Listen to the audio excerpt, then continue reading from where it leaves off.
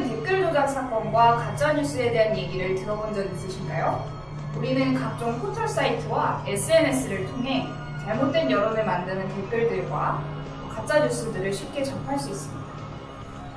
하지만 이 댓글이 조작된 것인지, 이 뉴스가 가짜뉴스인지 우리는 어떻게 판단할 수 있을까요?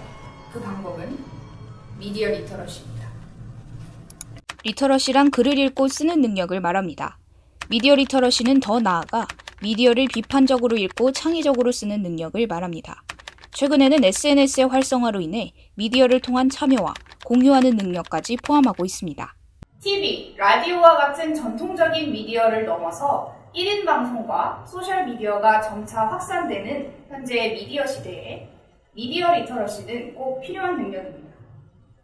그렇다면 해외에서는 미디어 리터러시 교육이 어떻게 진행되고 있는지 알아봅시다. 미국은 50년 이상 미디어 교육에 대해 연구해온 만큼 그 중에서도 뉴스 리터러시 교육이 대표적인데요. 2016년 미국 대통령 선거와 관련된 가짜뉴스 사건을 통해 뉴스 리터러시 교육이 더욱 중요해지게 되었습니다. 미국에는 뉴스 리터러시 센터와 뉴스 리터러시 프로젝트라는 기관이 있습니다. 뉴스 리터러시 센터에서는 학생들에게 뉴스 제작 과정을 알려주고 저널리즘 이해 능력을 기르는 교육을 제공하고 있습니다. 뉴스 리터러시 프로젝트에서는 중고등학생과 기자들을 대상으로 뉴스 정보의 사실 여부를 구별할 수 있도록 교육하고 있습니다. 핀란드는 미디어 리터러시 교육으로 유명한 나라입니다.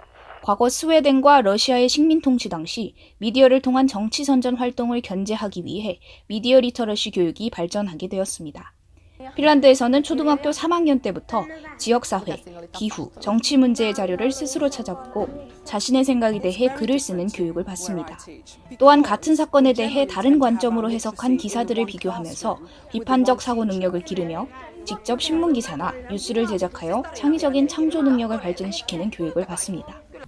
그렇다면 우리나라는 미디어 리터러시 교육을 진행하고 있을까요? 우리나라도 2016년부터 전국 16개 학교를 미디어 리터러시 정책연구학교로 지정하여 연구하고 있습니다. 교원과 학부모를 대상으로 다양한 연수와 홍보를 통해 미디어 리터러시 교육에 대한 이해도를 제고하고 있으며 또한 모든 과목에 미디어 문해력과 활용 능력을 기르는 활동을 포함시켜 교육과정과 교과서를 재구성하고 있습니다. 방송통신위원회 산하기관인 시청자 미디어센터에서는 세대별, 매체별로 비판적 미디어 읽기 교육과 창의적 미디어 제작 교육을 진행하고 있습니다.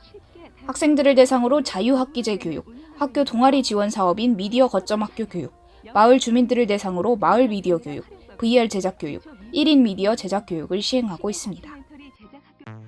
이렇듯 세계 곳곳에서는 미디어 리터러시 교육이 진행되고 있습니다. 정보의 홍수 속에서 우리는 미디어를 맹목적으로 수용하지 않고 미디어 리터러시 교육을 통해 비판적인 사고로 분별하며 창의적인 미디어를 생산하는 능력을 길러야 합니다. 이 정보가 올바른지, 내가 생산한 정보가 확실한지 한 번 더 생각해보는 것, 그것이 바로 미디어 리터러시 교육의 시작입니다. 이제부터 SNS를 통해 공유되는 가짜뉴스, 포털 사이트의 댓글도 한 번 더 생각해본다면 분별할 수 있겠죠? 이렇게 미디어 리터러시 교육에 대한 많은 관심과 지지를 통해 아름다운 인터넷 세상을 만들 수 있습니다.